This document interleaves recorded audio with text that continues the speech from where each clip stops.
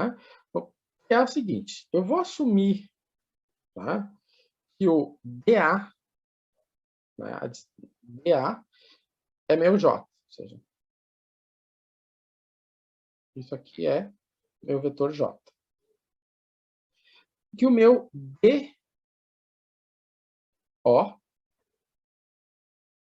é o meu vetor I. Desta maneira, o meu vetor U vai ser quem? Vai ser um I mais um J. Né? E dessa mesma maneira, o meu vetor V vai ser quem?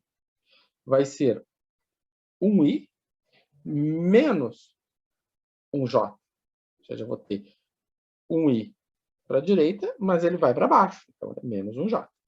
Mas aqui, que eu estou representando o I e o J, vou botar até de vermelho, ele tá o I e o J, eles correspondem à base. Então, eu estou criando uma base de representação cartesiana.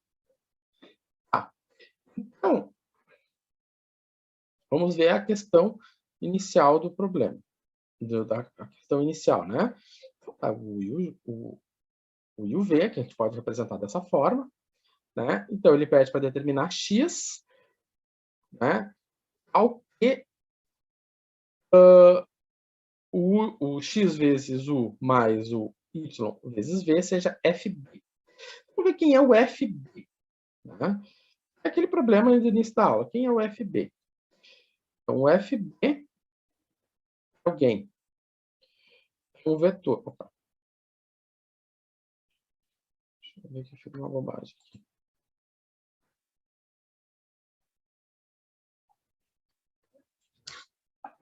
Apertei numa coisinha que estava errada aqui. O meu FB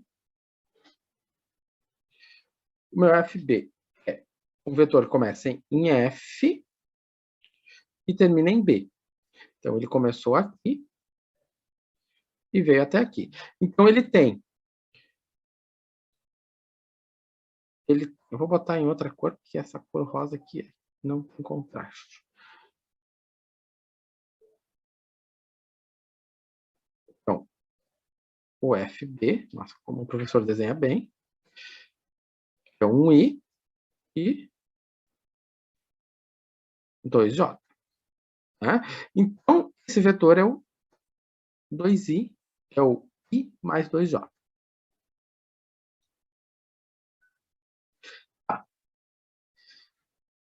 Então nós vamos agora botar tudo isso e equacionar a nossa... Vamos fazer tudo isso, vamos equacionar o nosso problema. Tá? Então, nós sabemos que nós queremos...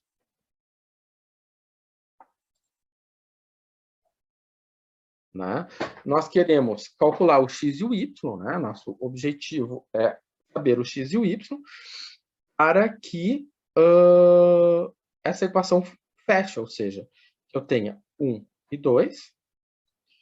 Não, vou escrever ela aqui em cima, ou seja, eu tenho 1 e 2, igual a x vezes o u, que é 1 e 1, mais o y vezes 1 e menos 1. Então, no final das contas, o que nós temos? Nós temos um problema matricial, né? Que é o meu FB vezes x vezes u mais y vezes o v. É um problema, nós temos uma equação matricial. Né?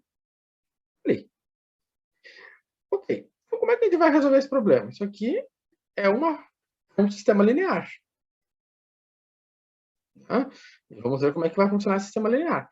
Porque quando eu fizer essa operação aqui, né, o que vai acontecer? Eu vou ter x vezes 1 e 1, mais y, 1 e menos 1. Então, isso aqui vai ficar x mais y menos y. Então, vai ficar x mais y, x menos y. Então, isso justifica, né, esse passo aqui. certo? Então, vou ter 1 meio igual a x mais y e x menos y. Então, desta forma, o que eu posso concluir? 1 é igual a x mais y, tá? 1 é igual a x mais y. Então, vou pegar aqui em cima 1 igual a x mais y. Embaixo, eu vou pegar a segunda equação, x menos y, é igual a 2. E aí eu tenho um sistema linear. Né? Lindamente. Quando a gente resolve o sistema linear, a gente já sabe como fazer isso, né? A gente vai escalonar. Escrevemos o nosso sistema linear. Ah, professor, mas era só somar as duas equações? Só somar, se eu faço, ele vai ficar 2x igual a 3 e funcionou. Somei as duas, dá. É um escalonamento. Né? Mas aqui, claro, que a gente vai revisar o escalonamento, aquela coisa toda. Então, eu multiplico a linha de cima por menos 1 e somo, né? Então, vai ficar menos 1 mais 1, 0. Menos 1 com menos 1, menos 2. Menos 1 soma 2, deu 1, né? E aí, o que aconteceu? Eu vou ter aqui 2y menos 2y igual a 1. Portanto, o y igual a menos 1 sobre 2. Certo? Agora, então, temos aqui menos 1 sobre 2. Agora, se eu sei que o y é igual a menos 1 sobre 2, eu vou lá em cima e coloco x mais y igual a 1. Então, no lugar do y, eu vou colocar menos 1 meio. E aí, o que eu vou ter? X igual a 1 mais 1 meio. Quanto é que é 1 mais 1 meio?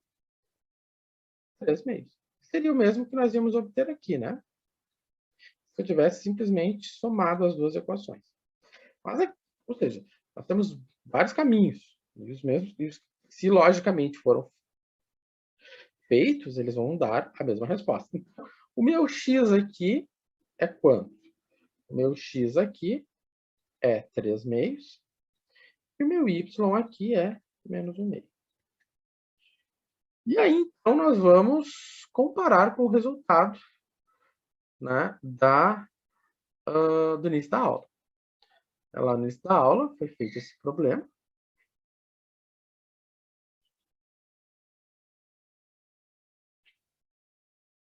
Né? Vamos ver aqui. Tcharadã.